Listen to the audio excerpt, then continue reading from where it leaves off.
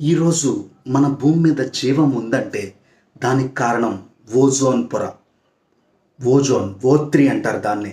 అంటే 3 ఆక్సిజన్ అణువులతో సహజ సిద్ధంగా ఏర్పడిన ఒక షీల్డ్. భూమి మీద ఉన్న ప్రాణకోటిని రక్షించే షీల్డ్.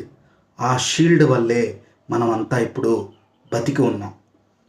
దానికి కారణమే ఆ షీల్డ్. లేకపోతే ఆ షీల్డ్ కనుక లేకపోతే ఏం జరుగుతుంది అంటే అతినీల లోహిత కిరణాలు అంటే అల్ట్రా వైలెట్ రేస్ అవి డైరెక్ట్గా భూమి మీద కనుక పడినట్టయితే మన మానవ మనుగడ జీవించడం చాలా కష్టం అవుతుంది. ఈ ఈ ఓజోన్ ఆవరణం అనేది సహజ సిద్ధంగా ఏర్పడబడింది. ఈ ఓజోన్ పొర ఎలా ఉంటుందంటే స్ట్రాటో ఆవరణంలో ఉంటుంది. ఇది సహజ సిద్ధంగా ఏర్పడి భూమి మీద మానవాళి ఉండటానికి మనకి ఎంతో సహకరిస్తుంది.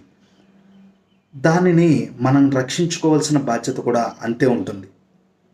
ఇప్పుడు పొల్యూషన్ ఎక్కువైపోవడం వల్ల, మనం టెక్నాలజీ వాడటం వల్ల, రాకెట్స్ వదలటం వల్ల ఓజోన్ పొరకు కొంచెం హాని జరగచ్చు. చెట్లు కొట్టేయడం వల్ల.